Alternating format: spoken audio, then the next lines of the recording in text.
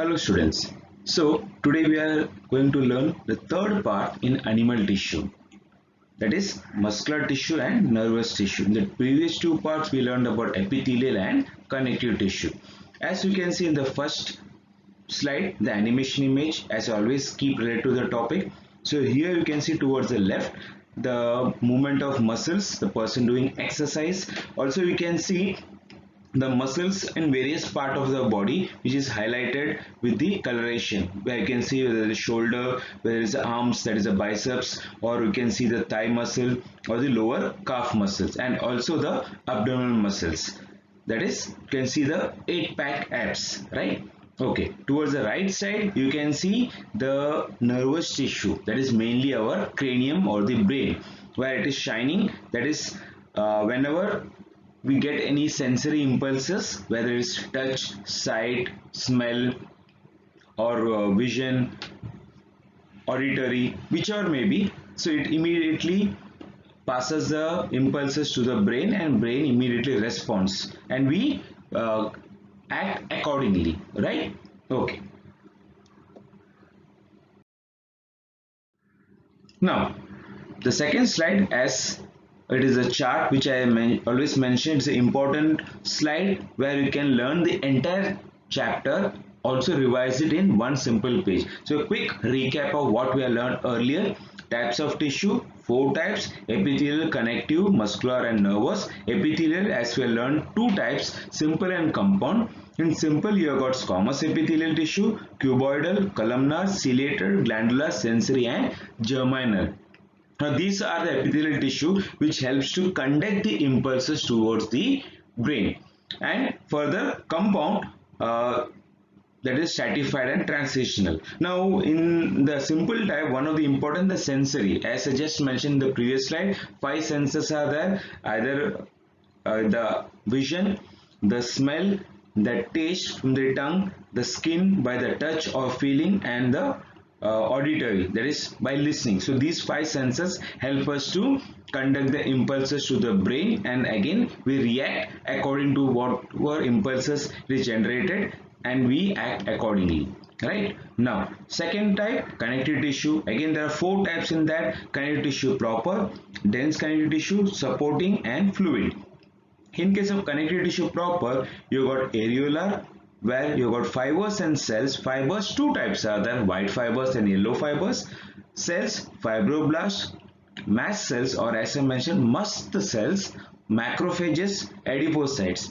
Adipose tissue again has got two types: white adipose tissue and brown adipose tissue, whereas the second type, dense connective tissue, which has got tendons and ligaments. The third type, supporting, which is mainly the cartilage and bone, which forms our body framework. In cartilage, four types are there: hyaline, elastic, fibro and calcified. Whereas bones, two types are there: spongy and compact. Spongy in case of the newborn babies, compact when the child becomes mature, the body cells or the bones become compact. The fourth type, fluid connective tissue, the blood and the lymph. As I mentioned, this in detail we will be learning in the chapter circulation. Right. The third type, muscular, which we are going to learn today, it is skeletal, smooth and cardiac. Also the fourth type, nervous tissue. Moving on to the next slide, that is the muscular tissue. So the introductory part of muscular tissue and also the image related to the muscular tissue. Firstly, we go through the points. The cells of this tissue are elongated and are called muscle fibers. So always the muscular tissue, they are elongated. Second point, each muscular fiber or muscle fiber is covered by a membrane or the outer covering, sarcolemma, or as we come across in cell, the cell wall, cell membrane or the plasma membrane. Here is the sarcolemma. Cytoplasm of the muscle is called as sarcoplasm. Again, if you compare with the normal cell, that is a cytoplasm, right? Large number of contractile fibers called myofibrils are present in the sarcoplasm. So sarcoplasm has got numerous contractile fibrils which are called as myofibrils. One or many nuclei are present in the muscle cell depending on the type. So the nucleus in the cell may be one or many or numerous, but that depends on the type of cell where it is present. Then further, myofibrils are made up of proteins, actin and myosin. Myofibrils contract and decrease in length on stimulation. So whenever there's a stimulation provided, it contracts and relax, or as we do certain exercise as you saw on the first slide. So our muscles contract and relax based on whatever activity we are doing. Hence, muscular tissue is known as contractile tissue. It is vascular tissue and innervated by nerves also. That is, vascular system, blood, nerves, all the capillaries, veins, arteries are innervated into it. Also, the nerves are innervated, which helps to provide response to the stimuli. Further, muscle cells contain large number of mitochondria. As you know, mitochondria powerhouse of the cell. So muscle to carry out function, it needs energy, so it is provided by the large number of mitochondria. Now you can see the image on to the right. Firstly, on the upper part of the image where you can see whatever you learned just now, the sarcoplasm, sarcolemma, the nuclei, myofibril. That is a muscle fiber. Now when you see again the detailed part of each myofibril, the muscle fiber, you can see the presence of mitochondria, the sarcolemma, the individual myofibril, in that the filament which is present, the thick filament, then you have tried the sarcoplasmic reticulum, T tubules, myofibrils, again sarcoplasm, sarcolemma, which is the major part of it. So you can see the inner parts of these muscle fiber as well. Okay. Now moving on to the next slide, again I have put images for your understanding and knowledge. Now if you are doing a NEET examination or further MBBS or mainly physiotherapy, so the learning of this muscular parts and tissues is very much important. Now first you see the right side part. Now as we are learning muscular tissue, three types are present: skeletal muscle, as you can see attached to the skeleton, the shoulder.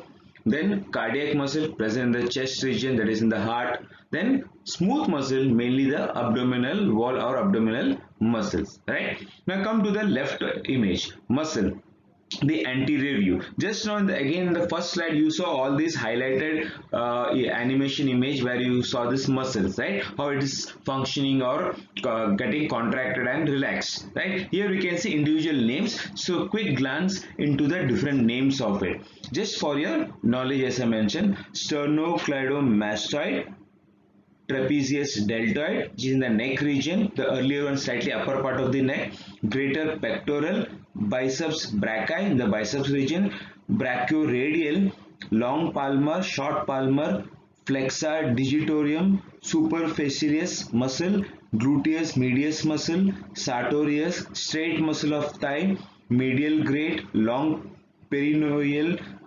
anterior tibial, scalenus, towards the right from the top to bottom, orbicularis oculi, orbicularis oris, again in the facial region, eye muscles, serratus magnus, external oblique, abdominal rectus in the abdominal region, tensor of fascia lata, greater adductor, gracilis or slender, lateral great, which is in the thigh region, and gastrocnemius.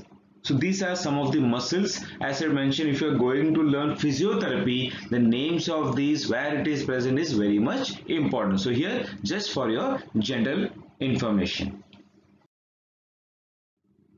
Now we come to the individual types of muscular tissue. Skeletal muscles. The first point, these muscles are found attached to the bones, hence the name skeletal or attached to the skeleton.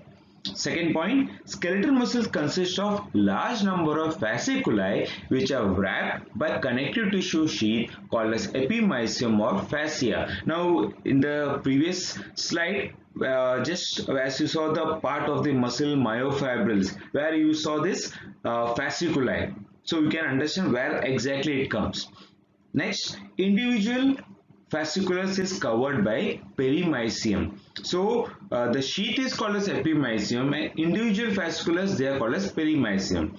Each fasciculus in turn consists of many muscle fibers which are called as myofibers. Each muscle fiber is single fiber that contains several nuclei. The cell membrane is called as sarcolemma. As I mentioned, like plasma membrane or the cell membrane, here it is the sarcolemma. Delimits the cytoplasm called as sarcoplasm. So again, like the cytoplasm of this cell, here the cytoplasm of the muscle, the sarcoplasm. Further, sarcoplasm contains large number of parallelly arranged myofibrils, hence nuclei get shifted to the periphery. So as you saw in the previous slide, numerous myofibrils are present. So the nuclei they shift towards the periphery, or as we can understand by the meaning of periphery, to the edges, corner. Each myofibril is made up of repeated functional units called sarcomere. So individual units or the each myofibril where repeated units are present, which is a sarcomere. Then each sarcomere has a dark band called as anisotropic or A band in the center. Now the skeletal muscles, as we learned in the beginning of the slide, the other name of skeletal muscle is striated muscle or voluntary muscle, right? So this numerous striations are present. Now what are the striations actually? These dark and light band. So the dark band is called as anisotropic or simply A band. Further, in the center of A band is light area called as H zone or Henson zone. So now you come across numerous alphabetical terms which helps to understand these individual units of the muscles. So just coming to the previous point, what was it? Anisotropic, that is A band or dark band. Here again in the dark band there is a lighter area H zone which is Henson zone. Further, in the center of the H zone or the lighter area is the M line. Okay, further A bands are made up of myosin as well as actin. These are the proteins which are present in the muscles. Again, as we learned in the general introduction of the muscles. Then on either side of A band are lighter bands. Now as we came across the dark band, that is A band or anisotropic band, you have got the light band which is called as what? Isotropic band or I band. Okay, so in simple words, dark band is A band, light band is I band, and it contains only actin. So myosin are thick and dark colored, while actin filaments are thin and light colored. Okay, that is why these light bands are light. The reason only actin is present. Dark bands, more myosin is present, they are thick, so hence dark colored. Adjacent light bands are separated by Z line. So these dark bands are separated by by Z line. Now what is the Z?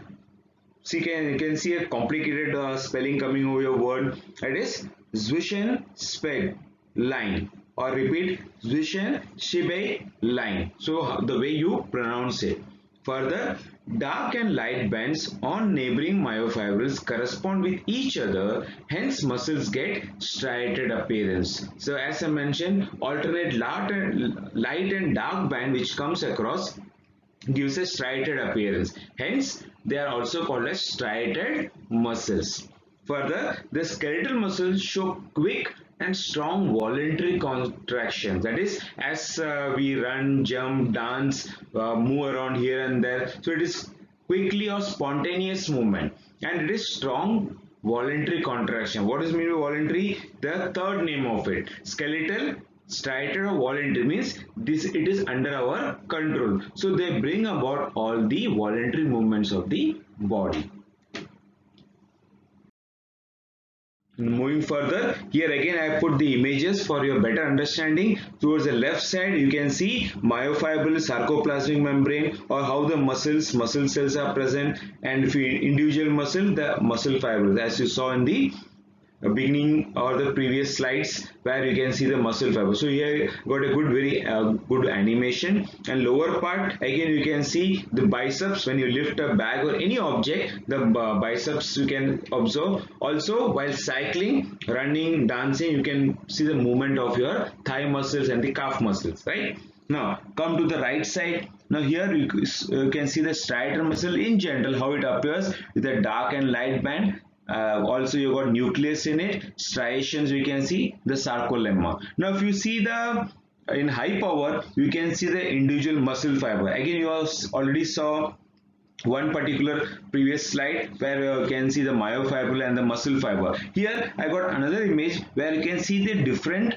bands, so which you can understand very clearly. So first you see the myofibril, the muscle fiber, nucleus, light band, dark band, mitochondria and the sarcolemma, right? Now you see the alternate light and dark band, or in general we can see the sarcomere, the sarcoplasmic reticulum, thin actin filament, then you can see Z disc, H zone, Z disc, then followed by thick filament, that is myosin. Since myosin is thick, they are the dark band, whereas the actin thin, they are the light band, which you can see as I band, followed by A band, followed by I band, and then you can see the M line.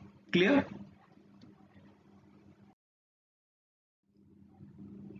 Further, again little bit of additional information which is given in the book, that is red and white muscle. So what is this red and white muscle? Or we come across a simple term which you can understand. When you go to the fish market, chicken market, etc., you come across red meat, white meat, right? Something it is related with that. So now you can understand very clearly. Classified skeletal muscle, red muscle, white muscle. That's how you classify red meat and white meat. On the basis of amount of red pigment, skeletal muscles are put into two main types, red and white. Red muscles contain very high amount of myoglobin, while white muscles contain very low amount of this pigment. That is why they appear white or light in color. Whereas presence of this myoglobin, there is more reddish in color. Myoglobin is an iron containing red colored pigment only in the muscles. It consists of one heme and one polypeptide chain. It can carry one molecule of oxygen. Due to the presence of myoglobin, the muscle cells can obtain their oxygen from two sources, that is myoglobin and hemoglobin. Clear? Now coming to the second type, smooth or non-striated muscles. Now here you can see the image first, starting from the lower right end, where you can see non-striated muscle fiber, that is myofibril, nucleus and sarcoplasm, and you can see the animated image of how the smooth muscle or the non-striated muscle looks like spindle shaped structure with the nucleus in the center, right? Now coming to the point, smooth or non-striated, or another term to add to it, involuntary. These muscles are present in the form of sheets or layers, as you can see very clearly. Each muscle contains spindle shape of fusiform. That's why the shape we can see thick in the middle, tapering towards the end, which is spindle shape of fusiform. The fibers are unbranched, having single nucleus at the center. Sarcoplasm contains myofibrils. Myofibrils are made up of contractile proteins actin and myosin. Smooth muscle fibers contain less myosin and more actin as compared to skeletal muscle. Striations are absent. So here, as the name non-striated or smooth, there are no striations present. Also, they contain less myosin and more actin. That's why you can see it is not dark, it is smooth, or we can say light colored, and myofibrils are present in the sarcoplasm. Further, these muscles undergo slow and sustained involuntary contractions. What does that mean? That is, these muscles also contract and relax. Unlike voluntary muscle, as we learned in the previous slide, it is very quick, fast, spontaneous, and it functions under our control. But these muscles, that is smooth muscles, they are slow and they are sustained contractions, since involuntary but slow and steadily it functions. They are innervated by autonomous nervous system, that is, which carries out its function on its own. They are found in the walls of visceral organ. What is viscera? The stomach, abdominal region, and blood vessels. Hence, they are also called as visceral muscles. So we have here fourth term: smooth, non-striated, involuntary, or even visceral muscles. Okay, they may be arranged lengthwise, longitudinal muscles, or around circumference, circular muscles of an organ.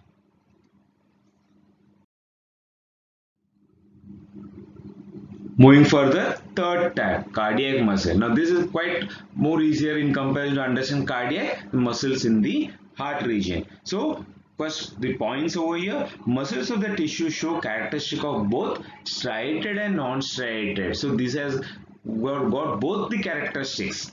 Sarcolemma is non-distinct.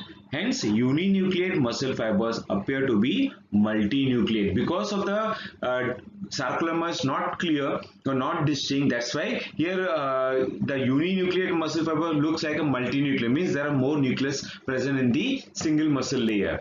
Adjacent muscle fiber join together to give branched appearance to the tissue. So it also appears like a branch, or branching can be seen. Points of adhesion of muscle fiber are formed by transverse thickening of sarcolemma called intercalated disc. So again, if you see in the diagram, coming to the right lower end, intercalated disc colored by blue coloration, right, which is one of the peculiarity of the mammalian heart.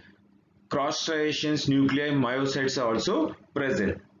Then if you see the upper diagram, cardiac muscle in general, which we again learn, as I mentioned, along with the blood and fluid in the circulatory system. So we learn it about the heart. So we just go through the labeling points quickly: superior vena cava, right atrium, right ventricle, inferior vena cava, left ventricle, pulmonary veins, left atrium, pulmonary trunk, aorta, part of the cardiac muscle or the heart muscles, right? Okay, further, the cardiac muscles are striated and involuntary muscles. So they are involuntary, not under our control. If you just see the previous point, these junctions at places allow cardiac muscles to contract as a unit. It helps in quicker transfer stimuli. Means they always function together as a single unit, and they also help to transfer the stimuli or the response quickly.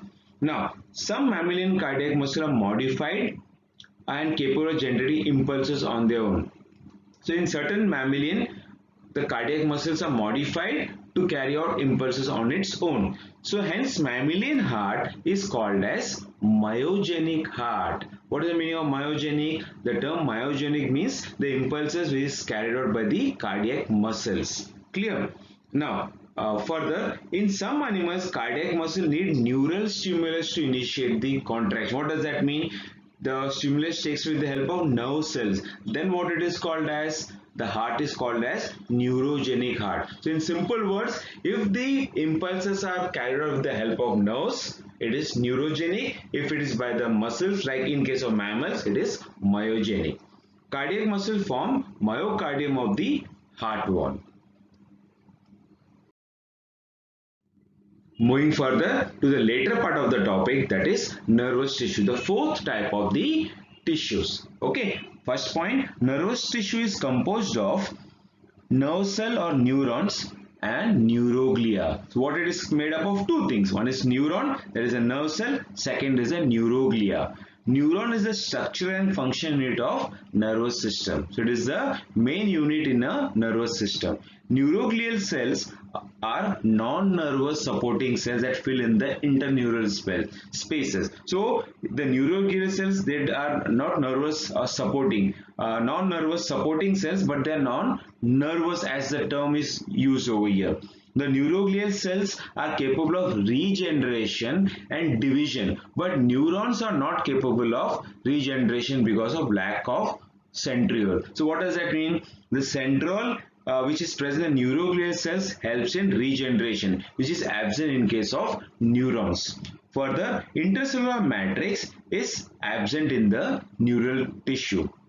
Neuron is an impulse generating and impulse conducting unit, as I told in the very first slide, where by different stimuli, by the sensory epithelia, that is the vision, smell, tongue, that is taste, the auditory and the touch. All these senses helps to provide impulses which helps to generate or conduct the particular impulses whichever is provided. They bring about quick communication with the body. If I just give you an example, now for example, when you're crossing a road, you see that the vehicle is coming, but the vehicle is far away, you walk slowly. If it is slightly nearing, what do? You run quickly. But it's very near, then you wait. So there is a coordination between your eye, brain and the total muscular system. That is why accordingly you carry out your things. Or if I give one another simple example, if you see anything sweet or tasty which you like, by seeing the sight of it or just by seeing into it, you that is the saliva starts to secrete, right? Or even when you smell any tasty food, right? So that is why it's mentioned there is a quick communication within the body. Okay, neurons change action potential of their membrane on receiving any external stimulus. This property of neuron is called as excitability. It is getting excited by seeing something, by smelling, by having certain taste or listening to certain things, right? They also carry a wave of electrical impulse from dendron to axon, the process of a neuron. This is called as conductivity. So how this impulse are passed from dendron to axon, then again from the axon to the next nervous tissue neuron, where again from dendron to axon it goes on continuing. So you can see the image of neurons and neuroglia, where neuron, microglia, astrocyte, capillary, ependymal cells, oligodendrites are present. Further, neuron. So now we come to detail of the neuron. Now first you see the image over here. Right side, upper part, the parts of the neuron or the nerve cell structure.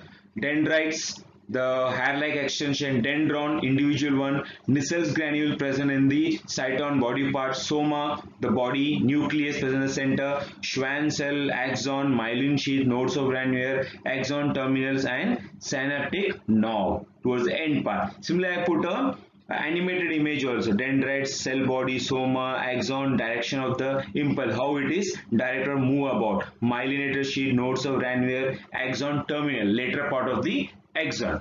Coming to the points, a neuron is made up of cyton or cell body. It contains granular cytoplasm called neuroplasm and centrally placed nucleus.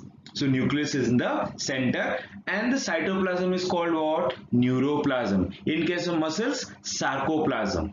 Clear? So if you have a comparison and learn, it becomes easier to remember. Now neuroplasm consists or contains mitochondria, Golgi apparatus, rough endoplasmic reticulum and granules called as Nissel's granule, which is one of the peculiarity. Otherwise, even in cell you have mitochondria, Golgi apparatus, rough endoplasmic reticulum. But here you also have Nissel's granule. They are made up of RNA. Cell body gives out two types of processes, namely dendron and axon. As you can see in the image, dendrons are short branched process. The fine branches of dendron are called as dendrites. Right? You can see dendron and the hair-like extension dendrites. They carry impulses towards the cyton, that is the cell body or the soma. A axon is single elongated cylindrical process and axon is bounded by axolemma. Again the cytoplasm present in the axon, axolemma. The protoplasm of the axon is axoplasm, that is the cytoplasm is axoplasm and the axolemma the sarcolemma, that is like outer covering of the muscle. It contains large number of mitochondria and neurofibrils. Axon is enclosed in fatty sheath called as myelin sheath. Outer covering of myelin sheath is neurolemma. Again here, like as I just now mentioned, reminding again, neurolemma, sarcolemma, or in case of axon, axolemma. The sarcoplasm or in the cytoplasm of the muscles. In case of axon, axoplasm, or in case of the cytoplasm of the cyton or the cell body of it, neuroplasm, and the covering neurolemma. The myelin sheath and neurolemma are parts of another cell called Schwann cell. Schwann cell shows nucleus at the periphery, which again you can see in the upper part of the right side of the image. Then the myelin sheath is absent at intervals along the axon and the place is called node of Ranvier. Okay, the terminal urbanization of axon is called telodendron. So the later part where you can see synaptic knob, which is the telodendron.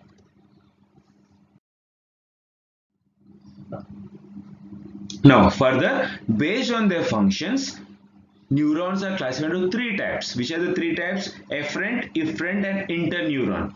Efferent neuron, it carries impulses from sense organs to central nervous system, that is CNS, hence it is called as sensory neuron. Just as I mentioned in the previous slide or in the beginning of the slide, when you touch something with the sensory epithelium, sensory neuron by vision, smell, taste, touch or the auditory. So that is sensory neuron. It is found in the dorsal root of spinal cord. Second, efferent, it carries impulses from the CNS, that is nervous system, to the effector organ, hence it is called as motor neuron. It is also called motor neuron, and it is called, where it is found in the ventral root of the spinal cord. Third type, interneural or association neuron. These are located between sensory and motor neuron. These perform processing, integration of sensory muscle, activate appropriate motor neuron to generate motor impulses. That is, in all coordination, when you have when the sensory neuron gives stimulus, it reaches the brain again gives the command, and immediately you act accordingly. So on the right side, you can see the image I put according to the part, that is peripheral and the central, where peripheral part you got the sensory efferent neuron conducting signal from receptor to this CNS. As you can see the finger, when you touch something, then it reaches the interneuron association, that is neurons confined to the CNS, and then to the third part, motor, where you give the stimuli, that is give reaction to the stimuli. Motor efferent neurons conduct signals from this CNS to effector such as muscles and glands. Now, coming to the later part, that is, depending on the presence or absence of myelinated sheath, neurons are classified into two types, that is myelinated and non-myelinated nerve fiber. Myelinated medullated nerve fiber have an insulating fat layer called as myelin sheath around the axon. So based on the sheath, myelin sheath, two types are there. One is myelinated, non-myelinated. It is also called as what? Medullated or non-medullated. Okay, now, and it is a insulating fat layer, presence of myelin sheath. This makes the fiber appear white in color. This sheath is secreted by Schwann cell. So how it is formed? By the Schwann cell, secretion of the Schwann cell. The sheath is not continuous, means it is not a single layer, but there are small interruptions in between or grooves. It is interrupted by nodes of Ranvier, as you saw the image in the previous slide. Neurilemma surrounds the axon. The impulses is conducted at a faster rate in such nerve fiber because it jumps from one node to the next. Such transmission of impulse is called as saltatory conduction. So again another term, saltatory conduction. What is this? The impulse conducted at a faster rate in such nerve fibers because it jumps from one node to the next. Clear? Such transmission is saltatory conduction. Further, myelin sheath prevents the loss of impulses during conduction. Cranial nerves of vertebrates are myelinated. So which part? Cranial nerves. Further, Schwann cells of non-myelinated nerve fiber does not secrete myelin sheath. These fibers are grey in color due to the absence of fat layer. Conduction of impulses is non-myelinated fiber is slower as compared to myelinated nerve fiber. That means what? The myelinated nerve fiber or sheath conducts impulses faster rate, whereas non-myelinated comparatively slower. Nerves of autonomous nervous system are non-myelinated. Functional contact between axon and dendron of the adjacent neurons is called synapse. So there is between the two neurons there is a small gap or a space. That space between two neurons is called as the synapse. Now here you can see the two images, one towards the left where you can see myelinated and non-myelinated nerve fiber, where you can see dendrite, the nodes of Ranvier, Schwann cell, myelinated sheath, nucleus, etc. But towards the right side you can see nucleus, dendrite. You can see the nodes of Ranvier or the myelinated sheath.